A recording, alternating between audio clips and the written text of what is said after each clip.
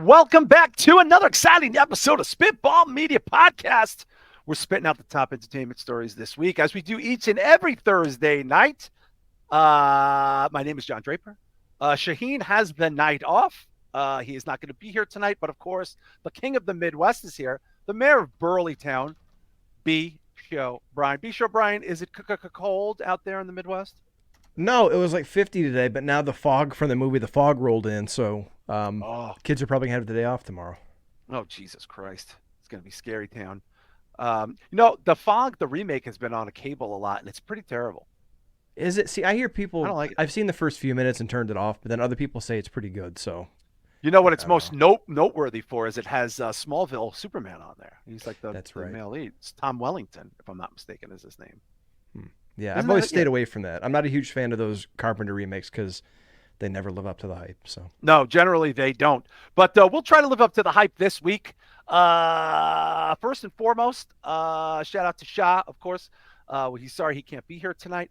But if you're joining us for the first time, you don't really get the full show. You get we give you a show, but then we do another show right after, exclusively for Patreon, each and every week, don't we, B Show? And that's only available over at patreon.com/Spitball Media.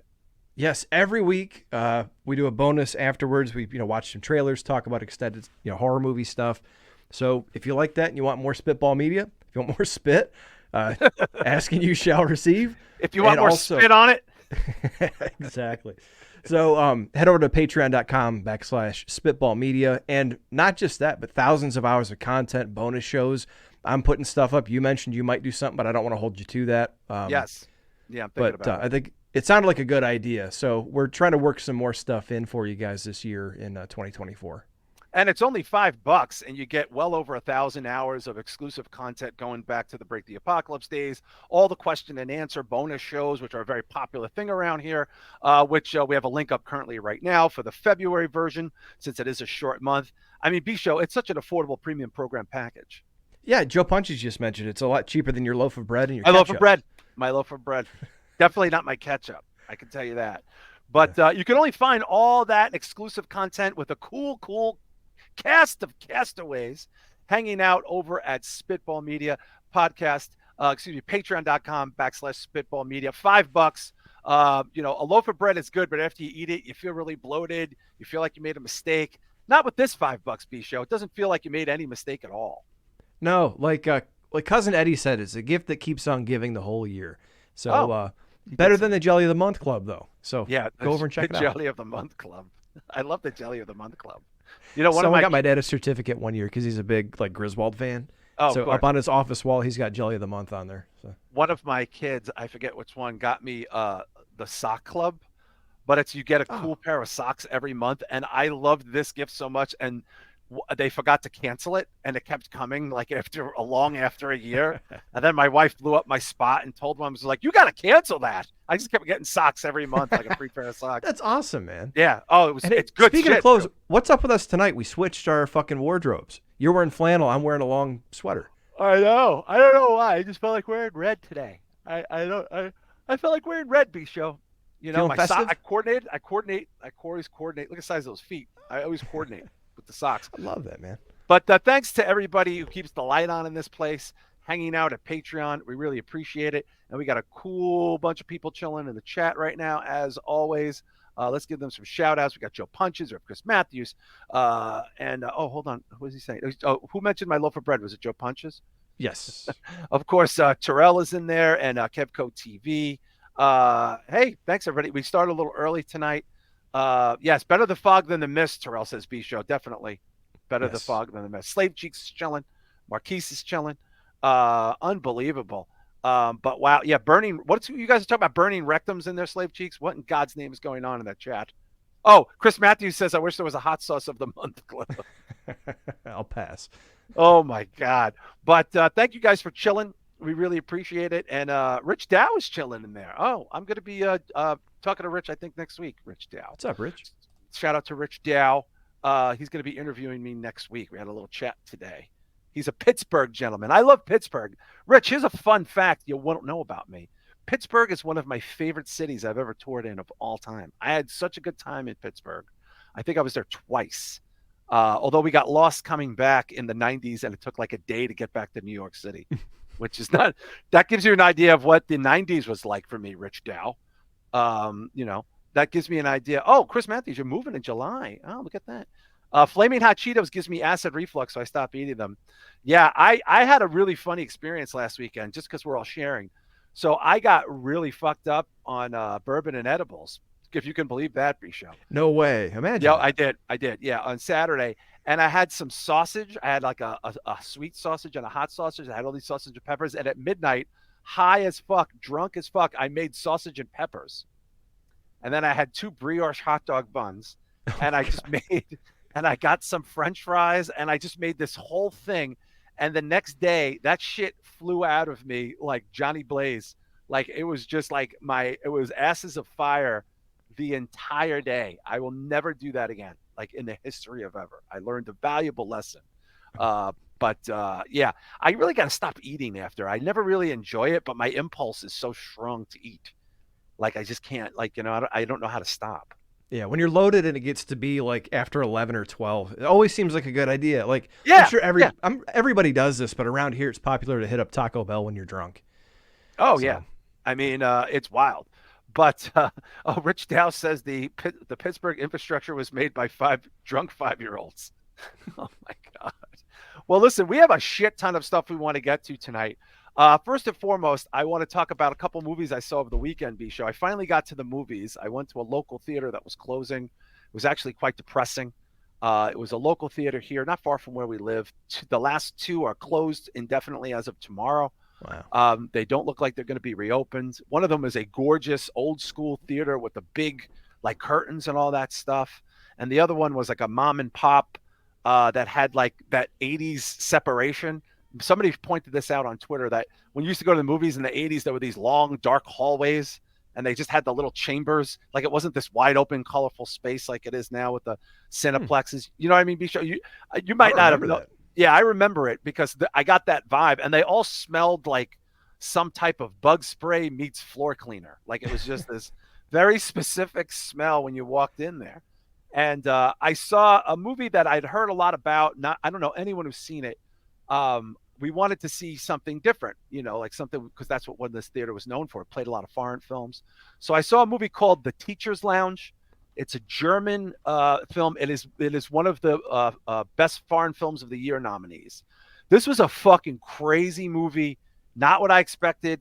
I don't want to give it away, but it's basically a young teacher in a school in Germany um, accuses someone of stealing from her. Someone stealing like money from teachers and such. By the way, wait do you see how many Rotten Tomatoes score this is? Pull this up, Isha. Holy Look at shit. that. Yeah. Now the audience score is low. Critics love this movie.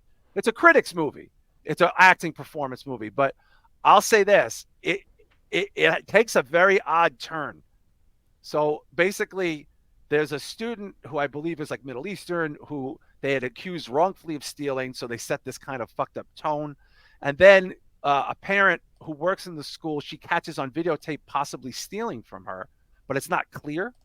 And she accuses her of Hmm. it, and it sets this chain of events. But look at that Rotten Tomatoes critic score, 97% B show, but a Yeah, 58. 84% on Metacritic. I mean, this is pretty Yeah, serious shit. yeah, it's a performance film. It's a very slow moving film. Has kind of an odd ending, but I enjoyed it very much. My wife thought it was just okay. Chris Matthews is saying he saw Thanksgiving today on Netflix. It was pretty good for a modern slasher film. Yes, I was going to bring that up. It is now available on Netflix. If you haven't seen Eli Roth's Thanksgiving, we'll be talking about his Borderlands in the free show and the bonus show later. But I saw that B show, and then I also saw the movie that I think we had talked about with Shah early in the year, Past Lives. This is that A24 like romance kind of movie. It's a very New York movie for a movie based half in Korea. It's such a New York City movie. I loved this movie. I hand to God, I absolutely loved this movie. What is this score? Look at that. Wow. Yeah, this movie is a beast, man. And let me tell you something. I'm not even gonna be sure. I'm dead ass serious when I say this. I cried a couple of times. I actually was crying watching this movie. Like it affected me in a very serious way, man. Like I don't know that I ever said that on this show at all, honestly. But Hmm. like I've seen movies. You and I've talked about. We've been emotional at movies, whether it was Yeah. Godzilla or something. Like we've been emotional seeing something, right? But this really, like, I was watching this, man. This is no joke. No, Kevco. It's half subtitles. It's half of it is based in New York. So I don't want to give away too much about the movie, but we did talk about this. Remember, B show, we were talking about it with Shah that this was getting all of the attention, like, Yeah, right this around this was the one big movie that had been nominated that none of us had everything. even really heard about. Yeah, and it was nominated for everything, and it's still Yeah. nominated for a bunch of things. I will say this: any other year, you take out the Barbie phenomenon, the Oppenheimer phenomenon, the Martin Scorsese, sort of rediscovery of his greatness, in Killers of the Flower Moon.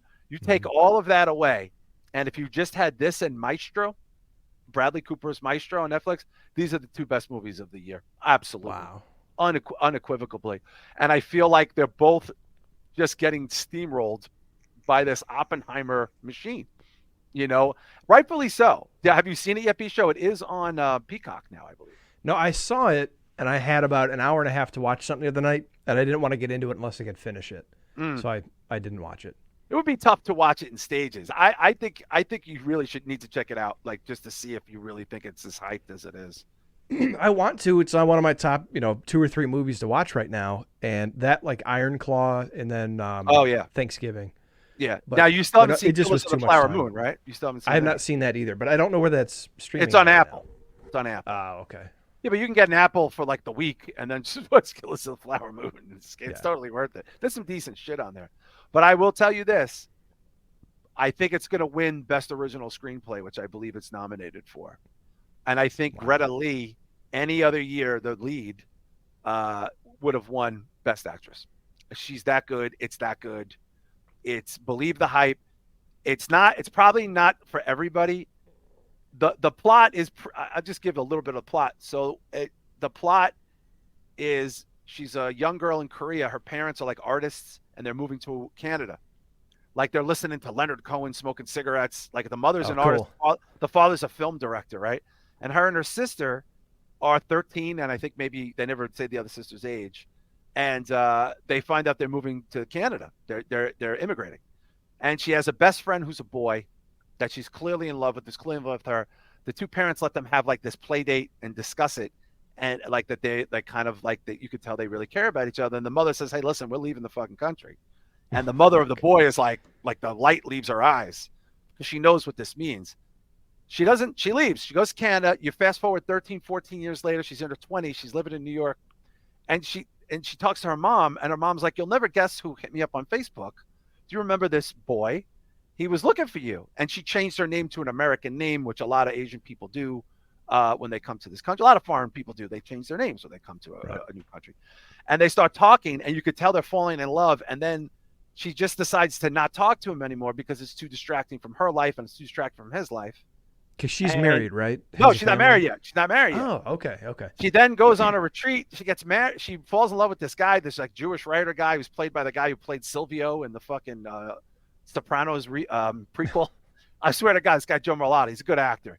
And then another 13, 14 years go by or whatever. And then the guy finally is like, "Listen, I'm coming to America.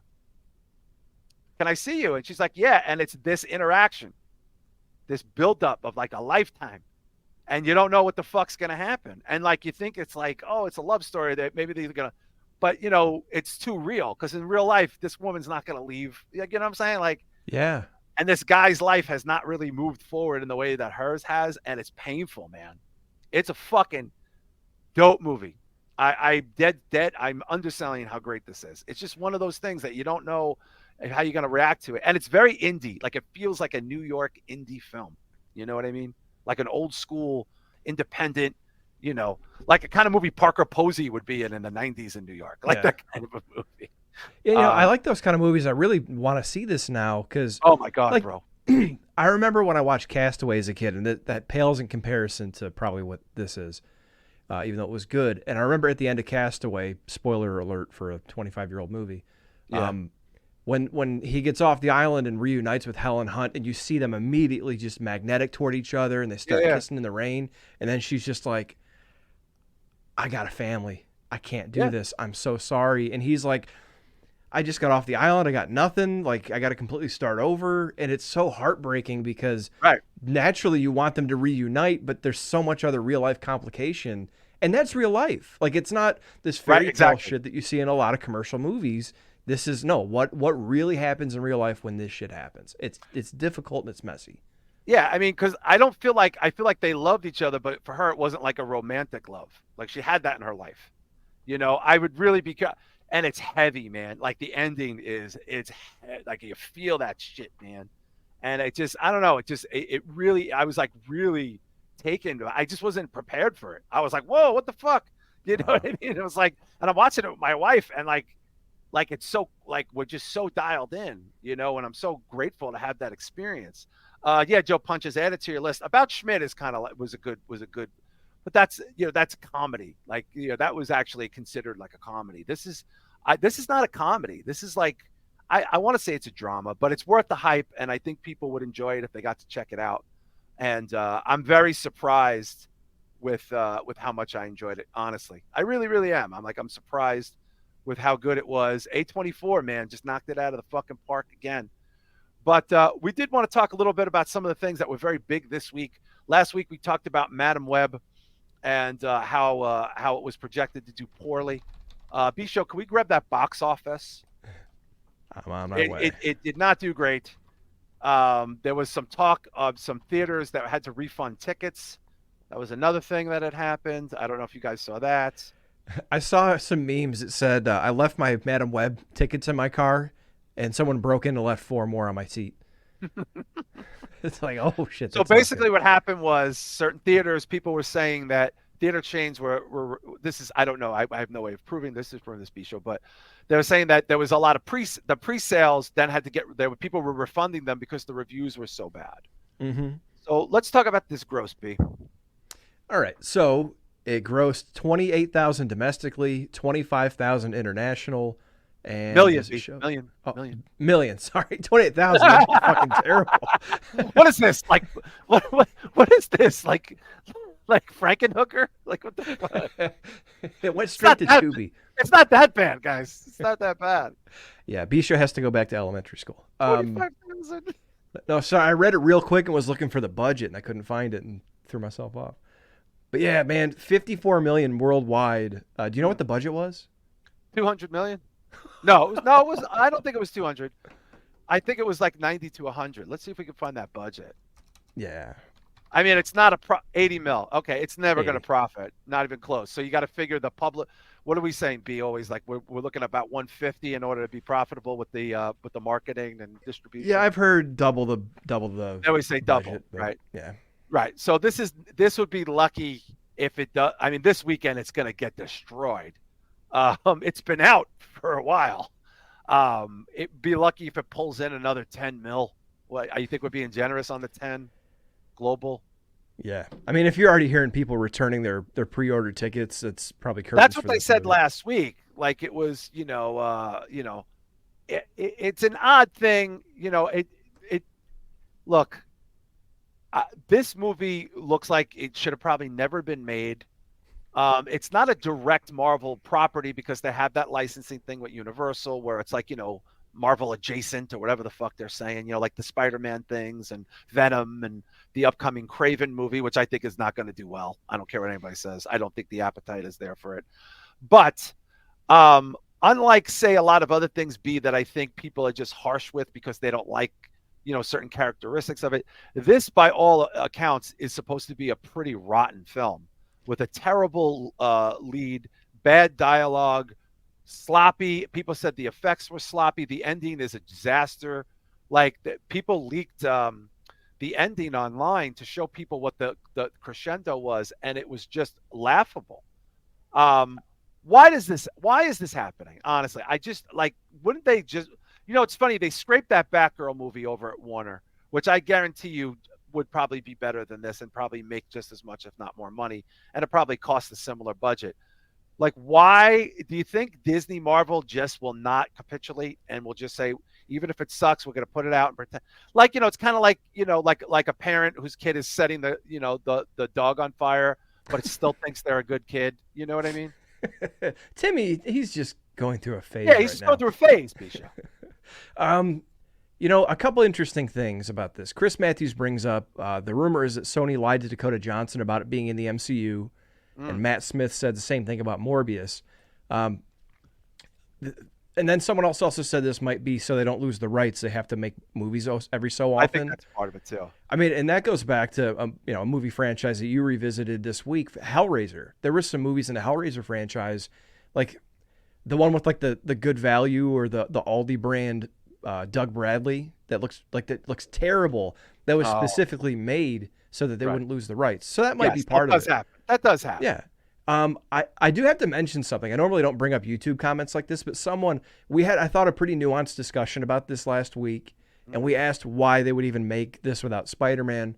I think we went into why we were saying that, and someone on YouTube was like, "Don't you know about the deal with Sony? I can't believe you guys are so uninformed." It's like, yeah, we get it. We're saying, why would you bother if Yeah, you why can't bother? use Spider-Man? So it's Like like, what? Yeah, what? Like there was, who Artie Lang is. yeah, yeah. Yeah, Artie Lang made a movie called Beer League, and it did. I love Beer League. Ralph Macchio is the star, and I remember when it came out, somebody on the Stearns show said only a heroin addict would make a movie with Ralph Macchio and not have him do fucking karate in it. And I remember that line from 20 something years ago. But it's true. Like, no one, like, okay, Venom can stand on its own. Clearly, Venom can stand on his own, right? Yeah. That's about it, right? Like, you can't tell me I'm going to make a movie about Electro, but Spider-Man's not in it. I'm going to be like, oh, Jesus, really? Hey, we're going to have a Green Goblin movie, but guess who the villain is? A police captain who's really on to Norman Osborn. It's like, and the villain was so weak. Like, it was just a very weak villain. I've And, heard that, yeah. and Dakota Johnson's a shitty actress. I'm sorry. She's just not a good enough actress to pull this off. And they basically used Sydney Sweeney's left one and her right one to promote it. And, that was enough for some people. We did hear a rumor that a guy got caught jerking off in the theater. It was not substantiated that some dude was rubbing one out to Sydney Sweeney. It could be true. I don't think it's true. I don't know. I feel if it was, this would have been everywhere. Rich Dow was like another Artie Lang reference. Yeah, I love Artie Lang. Kevco says, who cast Sydney Sweeney and not once make her look attractive? Yeah, this is what I mean, you could see her nude in like so many things. Like, if you really want to see her nude, you don't need to see a bad Spider Girl version of it. Right. That being said, I wish it was a good movie. Bad comic properties are like bad anything else you like. Like a bad horror property or a bad wrestling pay-per-view, whatever. It's never good for the medium. No, and I think you're right. You hit on something we kind of talked about last week. I think whoever it is, comic properties still have cachet, whether or Yeah. not they're on the downswing or whatever the whatever you want to say about them, good or bad. There's still cachet. They still get made. They still get attention. They still get Mhm. marketing. So I think they're trying to pick up any comic properties they have and try to do something with them. But the issue is like you said, it's Madam Web. It's such a not even a secondary character Oh my God. as far as I know.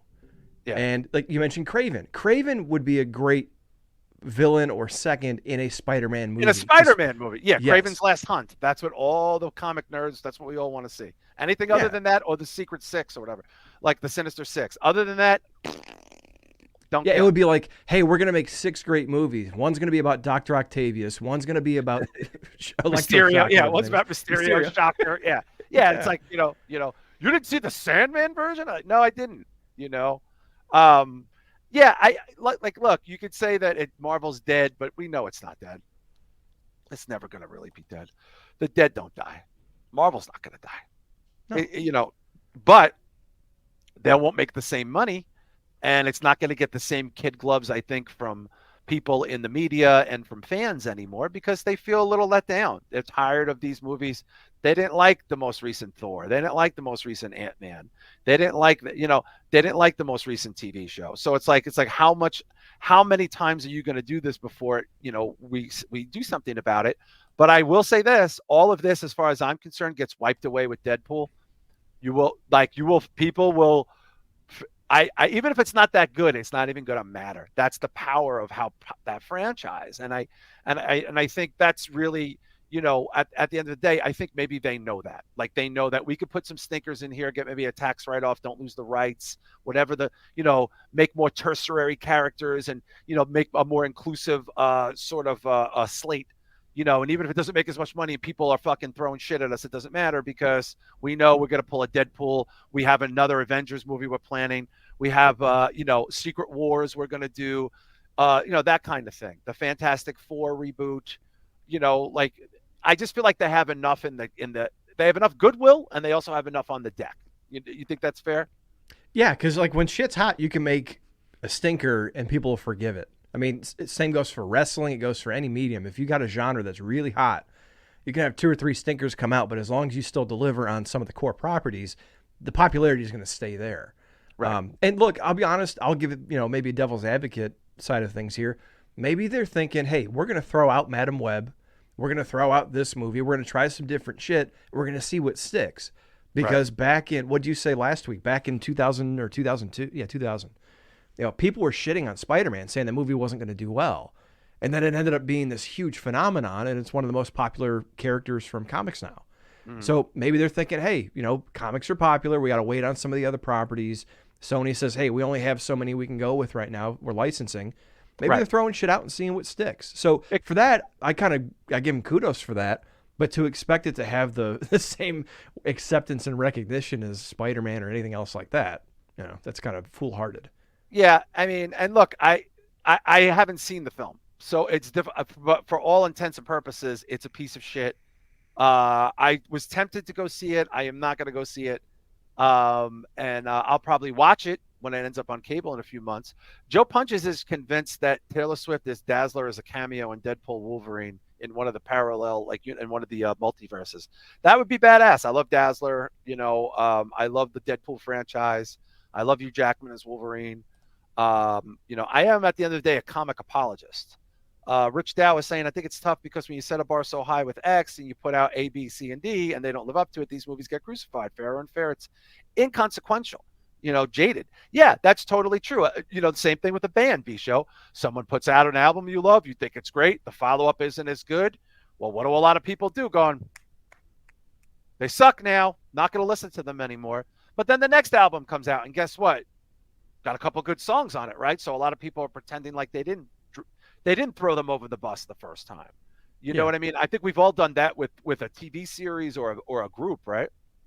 Yeah, and like even with music, like I've seen people like Green Day even like, and I don't Green Day's hot and cold with people. Some people love them, some people hate them. They're super famous. They're and people give them shit for fame. I mean, they're incredibly successful. There's no way. Yeah, but people give them shit because they put out Dookie and they went commercial and sold out. It's like, you mean an artist tried something different?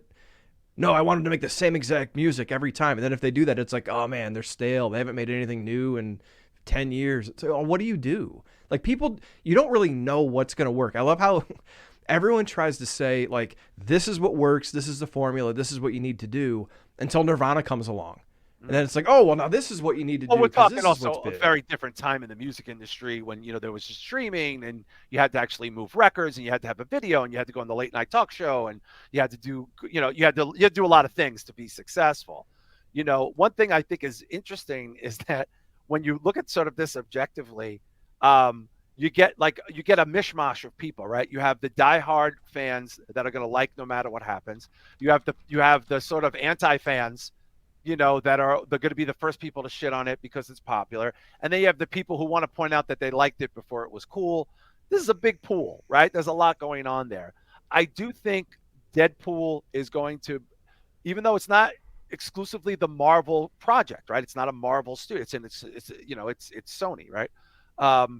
But it is Marvel, right? At the end of the day, because they're going to have all these characters in it. They're all under the same umbrella going forward.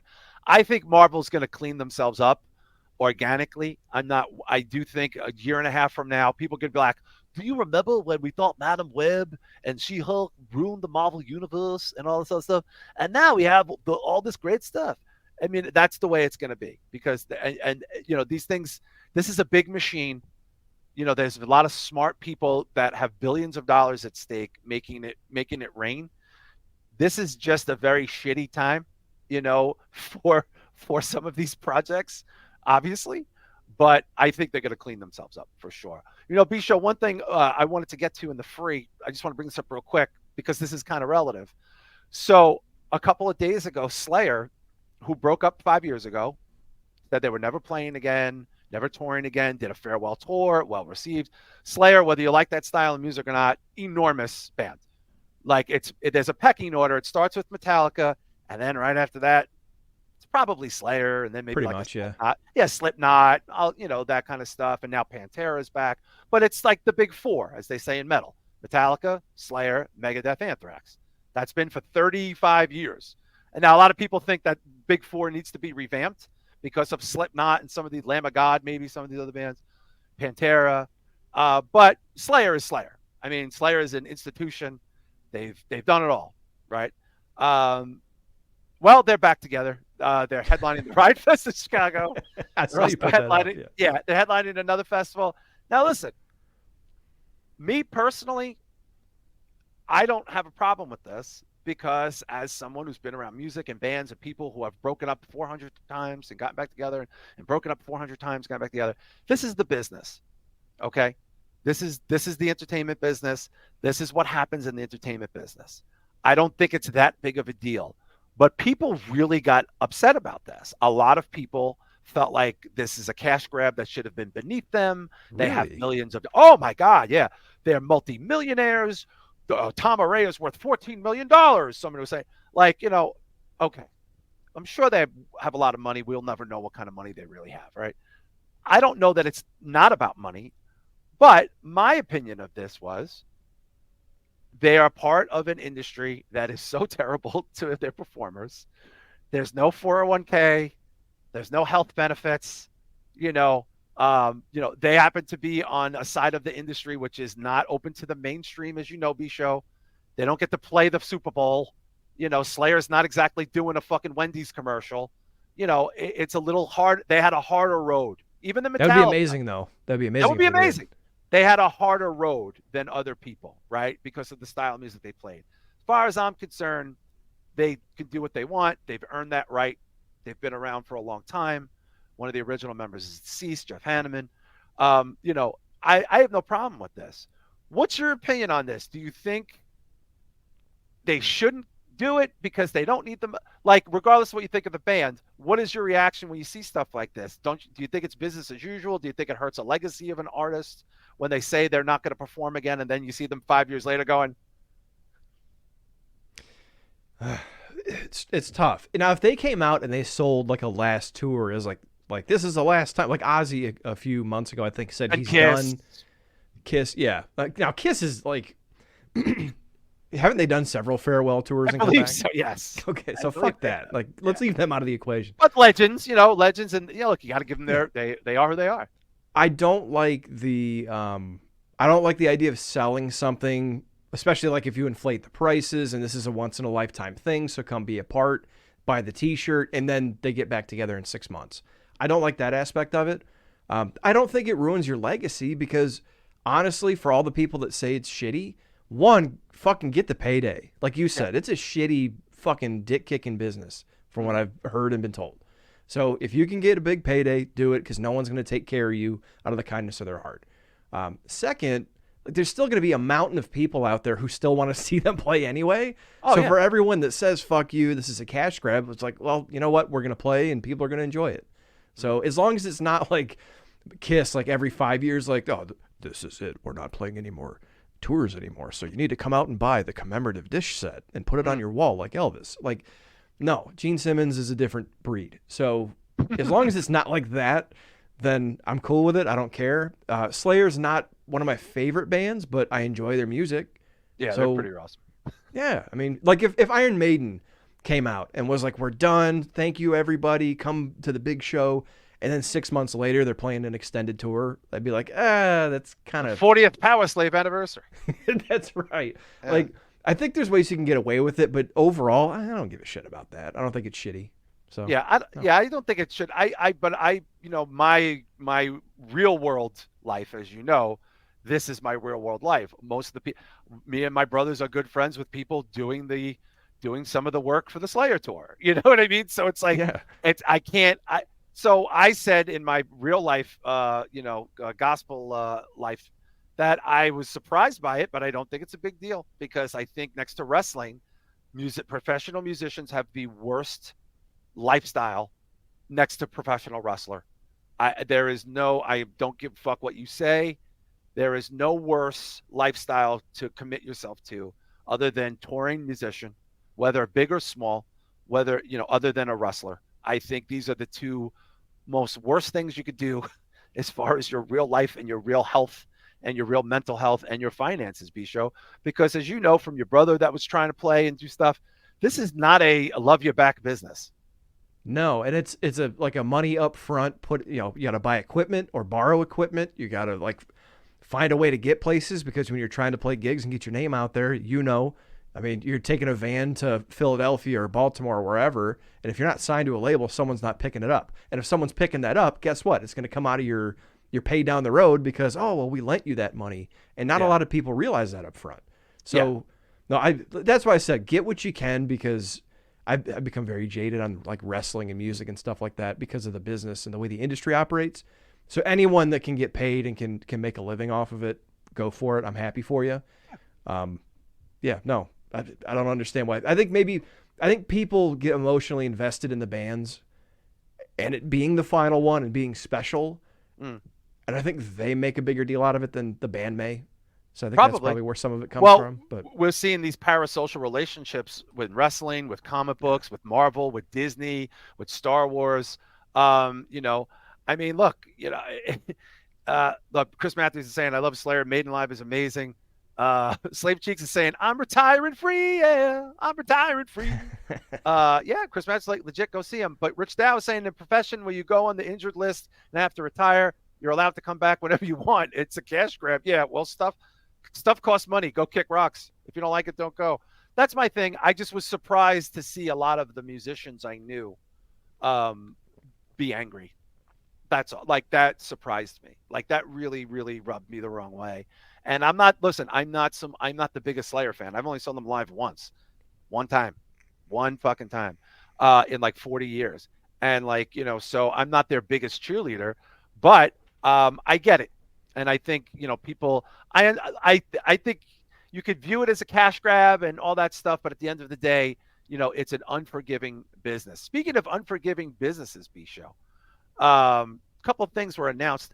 I want to talk a little bit about this Warner Brothers potential merger in 2 months in light of the Paramount layoffs that just happened. Pretty crazy. So legally, Warner Brothers is allowed to merge in April. There was some legal mumbo jumbo that came out because there's a lot of speculation, B-Show, that we're going to see some serious, serious changes in the media landscape when it comes to these movie studios very soon in the next financial quarter. And it's no surprise that they said April. That's Q2 for people like you and I. What do you make of all this talk about between the Paramount layoffs? Now you have this potential merger. Now you have certain companies taking over other companies' distribution rights for physical media. Major chains getting rid of physical media forever. What the fuck is going on? I think the rush to streaming, in my uneducated, industry opinion, was like the gold rush of 49. It was just everyone was going for it because it's a new medium. That's the way everybody's moving. Netflix was making a ton of money and capturing market share. And then everyone wanted to have their own network. And again, also, there was a lot of strikes when it came to local cable channels carrying, Fox content. Right. So not only from a survival perspective as far as getting your stuff seen, but as far as getting into the new medium. And I think a lot of money was put into that. And initially there was a good return. But then they start paying, like Netflix is paying tons of money for fucking as far what I would consider like C-list comedians that have specials, and it's like, where is this Yeah. coming from? Uh, so I think part of it was a rush to get in, and I think everyone's in, and now they're evaluating the business model and saying, hey, we can't sustain this. So we're going to license content to places like Tubi because they'll pay us for the stuff because they want people to watch it and they can sell ads anyway. You're seeing, was it Peacock and Paramount may merge in the next couple months? Yeah, that's what they're saying. They're saying Peacock, Paramount, Warner might merge with Paramount. They're talking things like merger, which, by the way, for people that don't know, if you haven't figured it out yet, there's going to be some layoffs in the springtime B show, because there's no way these mergers take place without dropping bodies, right? Yeah, and that's usually, I don't want to say usually, but that's sometimes a telltale sign of a merger going to happen is they start trimming the fat. They start making the books look really good because now attorneys have to come in and do due diligence on the books and make sure everything's up to snuff. And one of the easiest ways for them to cut costs is obviously to cut labor. So it didn't surprise me as first you sent me the note that Paramount and Peacock might be merging. Yeah. Followed closely by the Paramount going to lay off people. And the other thing, too, is they had to eliminate a whole division, the Noggin preschool division, because of all the What a layoffs. sad, yeah. What that was, yeah. We should tell people about that, because Noggin, for those of you who don't know, if you don't remember, Noggin was like a preschool network that's been around for a long time. I mean, I don't know, I know the name. I'm sure many of us have. If you say Noggin, you've seen the icon on your streaming services or whatnot. Did your kids watch Noggin? Um, kind of. We did. I think we got rid of cable when my kids were little, so we would just watch stuff on demand. But no, it's like when I was a kid, you had Nick Jr., you had Nick Jr. in the daytime. That's when you had all the kids shows on.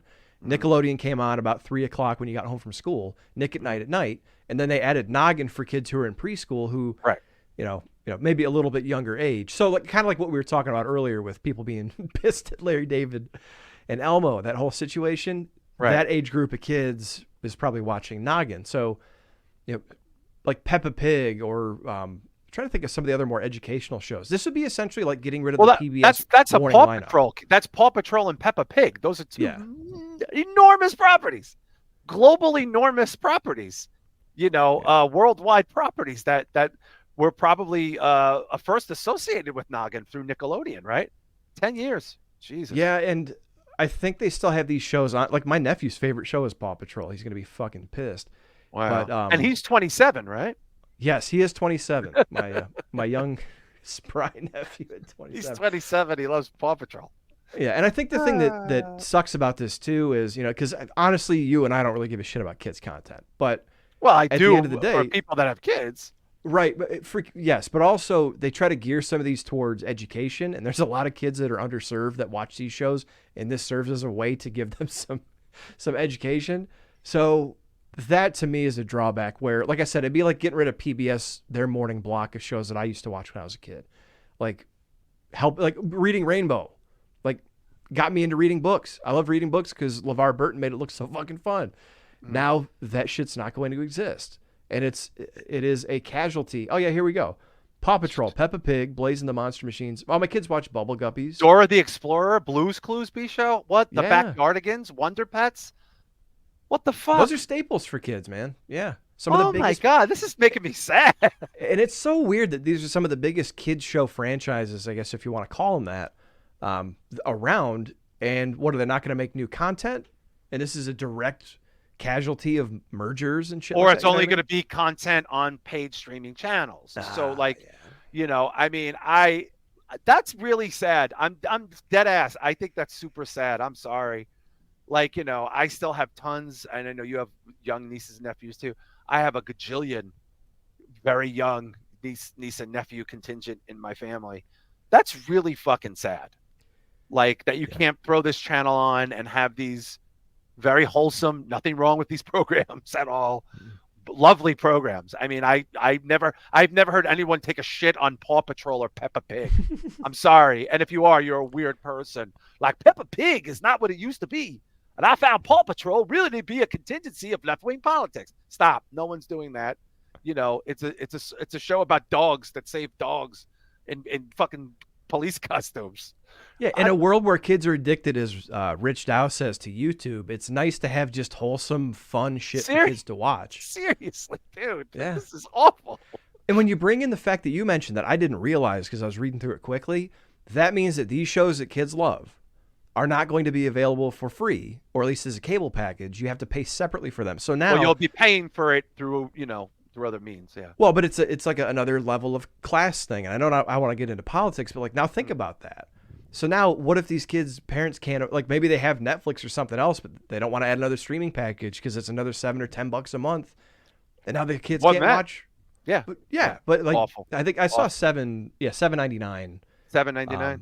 Yeah, there's a subscription to Noggin at $7.99, but like All now right. imagine you don't have access to these shows because Yeah, you already it's have sad. too many streaming things because they said streaming was going to be cheaper than cable, and now it's essentially you have a different cable subscription for every brand that you like. I mean, Yeah, it's it's sad. kind of sad. It's kind of sad, and it's Joe Punches goes. Well, Mr. Rogers would be pissed about hearing this. Yeah, and Rich is saying these kids are only interested in YouTube. That is part of it, but preschool is not really a YouTube audience. That's not grade school, sure, high school, absolutely, and so forth. Preschool, I don't know. B show, do you associate YouTube viewership with preschool?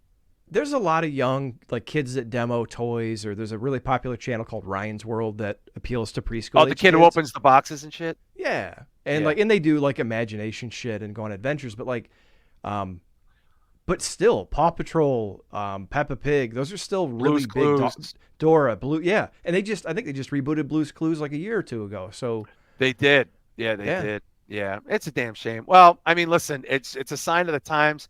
We don't know what these merges will be. I am really curious, B show, to see what happens in Q2. I'm very, very concerned about layoffs. I know people tend on social media only to care about layoffs of like wrestlers that they like, but I don't think we're in any kind of shape financially as a country to start dropping layoffs again. That would be really ugly. I know it's an election year. We all know what's going to start happening soon. But let's reiterate one thing. We're going to just continue to talk about media here in terms of entertainment, and so you won't be getting any of that here, right, B? thank God, Thank because God. I'm gonna hear enough of it on my regular day that I want to tune out and I can't. So this will be a welcome escape from that. Yeah, a welcome escape indeed. So another thing I wanted to bring up was announced today. Generationally, I don't know how much this means. I know this is a much younger audience, but we're coming up on the 30th anniversary of The Crow. There have been several Crow reboots, a TV show, bad direct-to-video. Edward Furlong was a Crow. Richard Mabius, I think, was a Crow. Vincent Perez was a Crow. But at the end of the day, there's only one Crow, and that is Sting. No, that is Brandon Lee. And the Brandon Lee Crow, movie, which is really a cult phenomenon, in part because the death of Brandon Lee while shooting the movie was so iconic, and because he is the son of Bruce Lee and what could have been, and the success of the movie and its, unbelievably strong soundtrack and cultural impact on people and comics and goth and all this stuff. They had a Crow reboot announced with Jason Momoa, which was scraped during COVID, and they have finished the reboot with the other Skarsgård, Bill Skarsgård. Now this movie's coming out in June. That's also the 30th anniversary of the original. But my concern here, B show, is unlike many other films, whether it's, I don't know, Deadpool or 3, or let's just say Beetlejuice, or, I mean, God only knows what else you could look at and point. We have not seen a poster, a teaser trailer, even an icon, a logo. The movie comes out in 5 months. 5 months, okay? And we got nothing. Absolutely nothing on this film. I consider that a huge, huge red flag. Other people don't. I wanted to get your guys' take on it. Obviously, Shah's not here. A property like this, cult figure, very popular today. There's people that have Crow tattoos that you see the silhouette of the character all the time. It's a meme. The soundtrack. There was the comic book, the James O'Barr comic book. I mean, The Crow is very popular property, regardless of how bad the reboots were and some of the other shit. Why? I mean, in any other scene or in any other genre, don't you think this is a colossal red flag? Possibly. They could also be concerned that it's going to be compared immortally to the original, and they don't want all that bad press before people even know what it is or what it's going to be. Because there are going to be very vocal people that compare it and say, "Oh, it doesn't look like the same," and like, shut up. It's going to be a good movie. Just watch it. So, you mentioned Beetlejuice. There hasn't been anything released other than leaked set photos for Beetlejuice either. We have a poster. It doesn't come out for a year and a half. That's true. Oh, I thought it was coming out in October. Okay, October. The poster came out in January. Yeah, that's true. We got a poster. We know the logo. We know what it's going to be called. We know everybody that's in it, right? We know that it's not even going to have. We know that it's going to have mostly practical effects. There's little things coming out about it all the time. Shit, we had pictures of Deadpool and Wolverine a year ago in a fucking desert. Like we knew Wolverine was in the yellow costume, for fuck's sake. That's a good point. Like we don't have anything. We don't have nothing. And you would think that if the movie is like 4 months away, what is it? 4 months? 5 months? 5 months. We're in February, so it's 4 or 5 March months away. Next week, yo. It's March next week. The movie comes out in June. So. Yeah. So if the movie comes out in June, you think that you would have seen like a Super Bowl ad, or you would have start seeing stuff by now, and there's been nothing. So I see that. I was trying to give the devil's advocate, but you're making too good a point. It bothers me. It's a $50 million movie. They shot it overseas. Danny Houston is the villain. I'm excited about that. If you don't know who Danny Houston is, he's the son of John Houston. He was the main vampire in 30 Days a Night who says God, no God. How do you spell it? Danny Houston, Huston. Yeah, the release date. I'm trying to find the release date. June 7th. Okay. That's 4 months. That's almost 4 months. I haven't seen a trailer for a movie coming out in 4 months. No, I've been seeing that Dune 2 trailer for a year in movie theaters. That's right. A year I've seen that Dune 2 movie theater. And they shot this a year ago. This has been in the can a year ago. I don't know. They might be letting themselves rest on the laurels of the name and the anticipation, but that might be a big mistake because you're not giving people anything. People might forget about it. You recognize this guy, B? He's got a great voice. He's always a villain. Not really. Do you remember 50 Days a Night? Yeah. The guy who goes, God, no God. That's him. I'm confusing him with like Udo Kier, and I know he's a lot older. Well, he's a lot younger, I think, than Udo Kier. Udo Kier's probably 70s. He's been in a lot of horror movies. He does a lot. He's a villain in a lot of things. I've seen him as a villain in almost everything. So some people in the chat, here's what they're saying. Joe Punches is here for the Crow Talk. Joe Punches, as the cult following is passionate about the movie, which I'm a part of. Richard Dow says he looks like Steve Buscemi if he smiled. Joe Punches is saying, my guess is they're keeping it close to the chest and then they'll blow it up once it gets a press release. Chris Matthews is saying they should have stopped it after the first one. I know, like, generationally, like The Crow is a snapshot in like grunge time, like in that 90s Generation X time. You know what I mean? And it's a very significant thing to a lot of people. And there's a lot of younger people. I don't mean to diss. There's mad younger people who love The Crow, who love, that just, dude, I see people post shit about The Crow all the time. And don't forget, I'm at horror cons and comic cons. There's Crow shit everywhere, dude. You would never know this is a 30-year-old property. It is the 30th anniversary. That's really wild to me.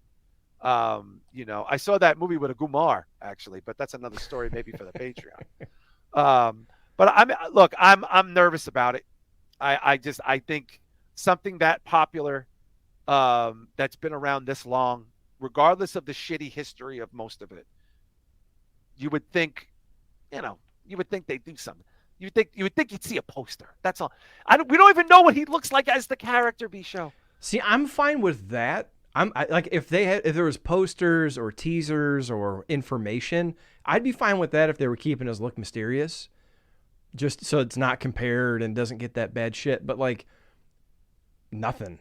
0.0. Chris Matthews is saying that soundtrack, the imagery in that film, the performance of Brandon Lee, you cannot top it. Yeah, it really is. So, I have this memory, guys. MTV News from me in the 90s. That was all I got. That's my news. That's the only news I watched was MTV News. So you had videos for, I don't know if people remember this, but you had videos for about 55 minutes. And then they would have 5 minutes of news, like MTV News. You hear it first. And Kurt Loder or Tabitha Sarn would come out, or John Norris, and they would talk about entertainment news for like 5 minutes: music, movies, television, that kind of shit, right? Occasional politics, but generally that's what it was. And they had a show called, I guess it was MTV movie, like a guy from guy named Chris something used to have the movie show. I don't know. Do you remember what their movie show was called? Because they had the movie awards, but they had their MTV movie show, whatever the fuck it was. They had Ernie Hudson doing the press by himself. Poor Ernie Hudson. God bless Ernie Hudson. I mean, I love Ernie Hudson even to this day. I see Ernie Hudson, I get happy. Ernie Hudson had to sit there and do the press junkets by himself for The Crow. And it was just the saddest. I mean, like Brandon Lee looked like this rock star sex god. He looked like he was built for the 90s. He's the son of Bruce Lee. He's a good-looking, in-shape actor playing a dead rock guy, cult, like demon fucking ghost at the grunge hype of the world, when grunge is the world. This dude could have fucking taken over the world from this thing. And there's Ernie Hudson having to talk about him in past tense, just broken, beaten, talking about what a wonderful man he was, how this is heartbreaking for him. And I'm like, why really connecting with this? Because I was like, because the movie's about a dead rock star, like who gets killed, like, and he got killed playing the dead rock star, gets killed. I mean, you can't be sure, like, you can't even, like, if this happened today, this would be the talk of everything. This would be on every social media channel. You wouldn't be able to go anywhere without it being on every news story. Nothing like this had really happened before. No, and in fact, when you add the additional layer of the mysterious death, and he was the son of a guy who people have Legend. speculated over Bruce Lee's death for years. So it added to the lore. And I know we may talk about it, we may not have time, but it was almost like the Blair Witch Project, where it was almost like a meta. There was an additional layer of attention given to this, and it was extra special because of that. So because of that, Question to you though. Do you think and I know the performances, music, everything culturally, it was significant. I mean, it's one of those movies where even if you've never watched, you know what The Crow is. Yeah, of course. Do you think it would have had that type of staying power? Yeah. If Brandon Lee was alive? Yeah, because he was hot shit. Dude, he was like a sex god to people, like in that Jim Morrison way, right? Like, like I remember as a kid, Jim Morrison was on the cover of the Doors and saying, he's hot, he's sexy, he's famous, he's dead. Like there was this allure. And also we're talking about the grunge era, right?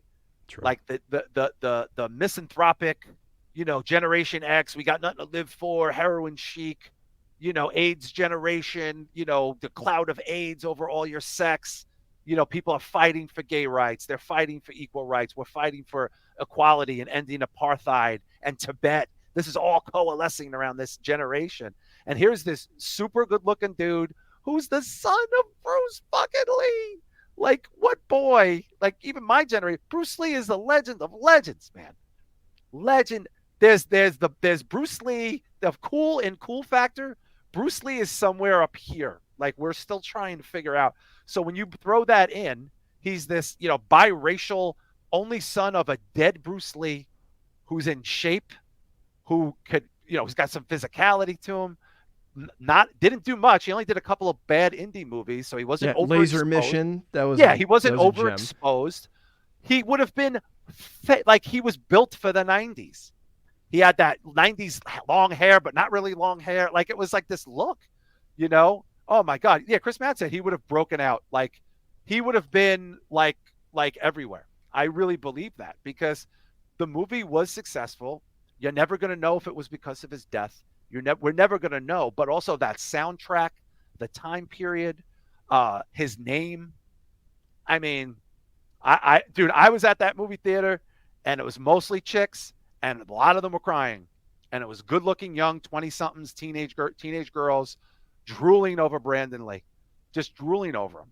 Like, and he was portrayed that way, like as this heartthrobby, aloof 90s, here's my hair, I'm in a band, but I'm really sensitive and I'm good to everybody.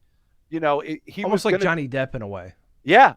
Yeah, but without that trajectory because he was dead. Like he was already dead. And it was just like it was just so miserable. In a way, you know who Jeff Buckley is, right? Yeah.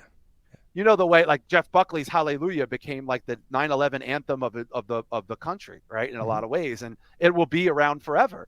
But Jeff Buckley didn't really become famous till he drowned in the Mississippi. Nobody like Jeff Buckley was playing small. He was opening for Juliana Hatfield. Like I was supposed to see him at a small club that holds 800 people. I think it's called the Academy in New York City. He was opening for the Juliana Hatfield 3. Most people don't even know the fuck Juliana Hatfield is, but that's what he was. He was an opening act. He was somebody who played small theaters and diner theaters and stuff like that. Then he drowns in the Mississippi, and now he's this legend of legends of all time. Similar trajectory. Always reminded me of Brandon Lee in a lot of ways. This sort of like mythology behind these people who were not famous in life, but who are famous in death. So I just hope this movie doesn't hurt that legacy. I'm very concerned it's going to be too modern. A lot of bad soundtracky people trying to recreate the original soundtrack. But let's see what happens. I'm cautiously optimistic in my old age, B show. Before we head over to the Patreon, because we have a ton of stuff, I did want to talk about this a little bit. You mentioned the Blair Witch thing, and I thought this was interesting. Is Blair Witch a 30th anniversary? Um, Close. 1999. Okay, What's that? 25 years? 25. Okay, big Yeah. anniversary. So someone had put this. Do you have that tweet I sent you? Or do you have it like somewhere? Someone had put about the cultural impact of Blair Witch, Yeah. Let me try to right? find it while you talk. Like in a roundabout way, I'm paraphrasing this, but somebody had posted on Twitter in a horror group that, people today will never understand that half the people that saw Blair Witch when it came out thought it was real. And they did such an impressive job marketing this. And my brother Mike interned at Sony at the time, Columbia, and he got a copy of it and brought it home and was telling me and my father it was real. And we watched it. My father was the only person I knew that was saying it wasn't real at the time.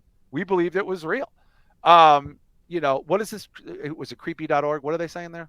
Yeah, creepy.org. He says lots of people, this is great too, to add to it. Lots of people who weren't there at the time are arguing online that nobody who saw the Blair Witch Project the year it came out believed it was real. That's wrong. Many people did. Absolutely. And I will say this unequivocally. I thought it was real. Everyone I knew thought it was real. You found out organically over time it wasn't real. And the big thing for me was shortly after it became a phenomenon, the third banana dude who died standing in the corner did the Fangoria Con, was headlined Fangoria, and came out and was like, see, I'm not dead, ha ha, ha, like that. And it was maybe like 6 months. They did a Fangoria in Brooklyn. They did a couple in downtown Brooklyn. B show, I will tell you unequivocally, everyone thought this was real. There was no internet to debate it. You debated it at the job, you debated it in your house, you debated it at the movie theater. This is a very long time ago. Do you believe that was the case? Are you I mean, because this is obviously a much older movie for you too. Oh yeah, everybody thought it was real. I remember let's see. People were still debating it even though they'd come out and said it wasn't real. People still debated it when it was out on home video. So Yeah. that gives you an idea, like 6-9 months later, that people still thought it was legit. And I'll say this, man, when they did the Fangoria thing, I didn't know about that, but I did know because I was Like 6 months watching. later, maybe a little more than that. Yeah, but I was watching MTV at the time when I was a kid. I was watching it after school, and they went on Total Request Live, and the creators who acted in it did an interview with Carson Daly. And they came out and admitted, no, it wasn't a snuff film. It's not real. We set it up. Well, the And actors didn't create it. There were two guys who directed it, and then the three principals. They were okay, actors. sorry. Yeah. That, I think I've they're all got that friends. backwards. I think that's how they got the job. But Yeah, but at the same time, they came out and actually admitted, no, this is a film. It's not a snuff film. right. And I remember the interest dropping off almost overnight. when that People happened. were disappointed that they Yeah. didn't see someone died. So not only did everyone think it was real, or at least suspect it could be real, but that was a lot of the allure of the movie. And if you go back and watch it now, it's interesting and it's fun to watch, but it doesn't have that same cachet when you know No. it's not legit. No, it really doesn't. And I know it's difficult. Like, look, I could totally get a 25-year-old going, there's no way no one believed that. I'm not shitting on anybody for that opinion, but to completely be in denial that 25 years ago, without most people did not have the internet. There was certainly not a lot, it was not widespread. And your only conversation around these things was in person and, or, at work or, at the gym or hanging out with your friends, sitting around going, no, it's not real. All right, who here thinks it's real? It was a cultural phenomenon. And it's just so funny how there's so many people walking around going now that that could not have happened because their whole life they've had access to information at their fingertips. Their whole life they've been able to prove or disprove anything. They could literally just go to Alexa and ask Alexa if Blair Witch is real, and that's the end of the conversation. Um, I thought that was an interesting topic. I really did because, again, I'm also not one of these people. Be show. If a 20-year-old thinks that that's total horseshit and made up, I understand why you would feel that way. But you can't be in complete denial that something that happened when you were 5 or before you were born was believed to be real, literally because of the lack of other information, Bisho, because you didn't have a way to disprove it. You know what I mean? And it was actually, you mentioned the internet, in the AOL days, in the early days of the internet, it was one of the first, maybe the first viral internet movie sensations. Because before the movie came out, they had a web page that was just like blairwitch.com or something like that. Like a fake web page. Yeah. And when people went to it, they had it was almost like a page, a random page, nothing spectacular, had the lore of the Blair Witch and almost like not a news story, but like almost an article detailing what happened to these people that got lost in the woods, as if it was a legit site. So I remember going to it with like, holy shit, this must be real. So it is interesting to see 25 years later how the internet has come around so much, where before there wasn't enough information and you could get away with that type of shit.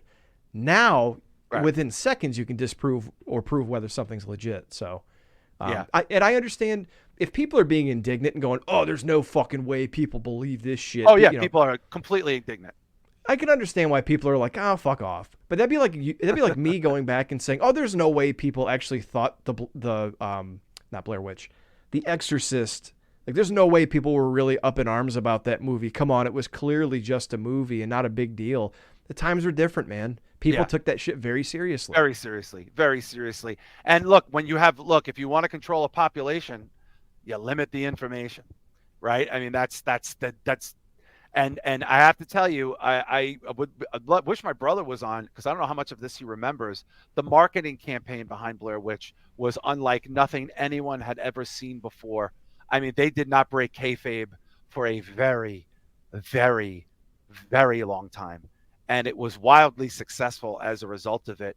But it's a fun thing to look back at now, that time period when there was this low information, with low access to the information and what you can get away with. It kind of makes you think, Bisho, some of the things that have happened in the last few years, what kind of marketing campaigns we could have had if we didn't have the internet for some of these modern horror movies. Could you mention I'm sorry, Cloverfield. Yeah, I was just thinking like Cloverfield, some of the Bigfoot, small market movies or something like that. Even Signs. I know Signs came out around that same time, and that could have had a viral campaign. Oh my God, yeah. Like any of the found footage phenomena, like that. That's the boilerplate of found footage. Yeah, is that film crazy? Hell House LLC with the creepy clowns and shit. That my God, yeah. We didn't have access to disprove that, and and the only web page was something that said it was real. The web page was the 3 people missing. That was the web page for Blair Witch. It was their missing posters with their kayfabe names and shit. Chris Matthews' Blair Witch Project was so insane. Kevco TV, I was 14. That shit was real. Chris Matthews, it wasn't until the actor started appearing in public. Backwards Baron Corbin is joining in to say hello. Mr. Isaacs is joining in to say what's up. Good evening, Mr. Isaacs. We had an early start. Joe Punch is saying Orson Welles' Blair Witch gave me something new, like when it seemed real. Like that reading of, what is it? The famous radio broadcast. It's not War of the Worlds, is it? War of the Worlds, yeah. Okay. Yeah, what people literally thought, because they didn't have any information to tell them that the White House wasn't being taken over by aliens. What did you expect them to think? And Backwards Baron Corbin is saying it made $250 million in 94. Good for them. Oh my God. Oh, I think that cost like 30 grand. It might have cost. Can we just look, B? I gotta know what that cost. It couldn't have cost much. 60,000. Oh my God. So it made 250 million on 60,000. This is like Avengers Endgame profitability. Really? Yeah, 200, 60K? 248 million, 60,000 budget. This is the original Paranormal Activity. What do you mean by the original paranormal? You mean prior to Paranormal Activity? Meaning found footage made for nothing, Found made a footage. shitload of money. Yep, sorry. Yeah. Yeah. 35,000 to 60,000. Final cost of 200 to 750 after post. So it only needed to clear 750 to turn a profit, and it did 200. Okay, so this is one of those. This is one of those. Was it mariachi or whatever it is, where they say El movies made for Mariachi. 7,000? El Yeah. Mariachi, Robert Rodriguez. Yeah. Yeah. Well, because he did everything himself and he didn't pay anybody. So it was like, by the way, I watched Clerks the other day. Clerks just randomly came on and I watched half of it. And it's so funny to watch it now because I still have a lot of affection for that. And it's funny that all of these things happened in the same 2-3 year span. Notice that in the 90s. But one thing I noticed that's hard to watch with the Clerks now is the acting is not only so terrible, they are clearly struggling to remember these lines because they're saying them really fast. And they're saying them really fast is because they don't want to forget the lines. Yep. Like everything is done really like this, Dante, because I'll tell you right now, Dante, because I don't want to forget the lines. What do you mean I don't like this? That's why I do this. Because they didn't want to forget the lines because they were so unfamiliar with this level of dialogue where it's like, but you hate people, but I love parties. Why do you hate people? But I love parties. And it's like, yes, that's what you do when you don't know how to memorize lines. It's fucking wild, dude. Good call. When was the last time you saw it? Maybe 7 or 8 years ago. It still holds up. It's got the jokes are great. If he could have got like real actors in it, that would have been a beast. But it would have lost its charm. Like it would have had no charm to it. But it's just so funny, and it's also black and white. Like it's a black and white movie. I tried to watch the color version. It's not the same. I It can't doesn't have watch. the same charm. I don't want to see the color version. I would never want to see the color version. But we have a shit ton to get through in our Patreon show coming up, so we're going to be heading out. So let's get our plugs out. Let's plug Deathmatch Outlaws, the Drew Yari Show, Cassette Classics 86 on YouTube, the Down Under Thundercast, and of course, the return of Don, Tony, and Kevin Castile. That's Castle. Kevin Castle. Bob And Fresca. Don Fresca. And the Necromaniacs podcast. You want to be checking them out every week as well. The Inhuman Experience podcast, and of course, Ringside is Wrestling on YouTube are back. Mojo and Dirk's Most Dastardly Show, The Garden of Doom. And then we have Off the Mat, the Old Guy Metalcast, and our good friend Ronald Anderson's clothing company, funkbetty.com. MJW Games, Cherry Jesus on YouTube, and his band Kaiser. My good buddy Red River Podcast Sam over there, he just had a birthday, and I just did a show with him talking about music and a couple of other things. You want to check out the Red River Podcast? I just did it a couple of weeks ago. And then, of course, his band Playing Dead, always putting out the hits there. Bayou Geeks, that's the Fateh 316. You had a good time with Mr. Fatty, didn't you? That was great. Yeah, they put that up, I think, 2 weeks ago or last weekend. We talked about a lot of stuff. I gave some of the background to those guys about the Vince thing because they were on the fence and yeah, I opposing told sides. you, dude. You're stuck to this now. Like we'll talk I about it know. later. You can't. How could you not do it? Like it's just. What are you every gonna do? every time I got to go through these court complaints and depositions, it's so fucking miserable. But it's like a real thing. Like it's like a living, breathing thing. But we'll talk about that on the Patreon there. But well, actually, before we wrap up, I'll get to that. But we also have the High Marks Podcast, Midnight Mass Creature Cast, the Weekly Detour, Anthony Alston and Teddy, the Guns and Geeks Podcast, and of course, you want to be subscribing to Planet Mondo for Shaheen. Give him a like there. And B Show, anything on the B Show Brian channel? No, I've been really busy, and I've been focusing more with us with putting clips of episodes on YouTube. So check that out. I think I usually put up 2 to 4 good segments after the shows. So look for those throughout the week. Subscribe to bshowbrian.com. Yes, and of course, B Show Brian is going to. I believe he's going to continue as part of the Patreon series as news develops, as long as there's developing news and he has the time to do it, to continue to follow this on the Patreon show, the additional Patreon show. You have so many extra Patreon shows at this point, but we'll also have the Q&A. The link is up, so get your questions in there for the Patreon, and please consider subscribing. It's just $5 a month. You get over 1,000 hours of content, exclusive content, shows that are not aired anywhere else. They're just for you and the cool people and the cool cats hanging out in the Patreon. And of course, you want to go to patreon.com/Spitball Media. We're going to see you guys next week. We're going to head over to Patreon. And thanks for checking us out. See you guys.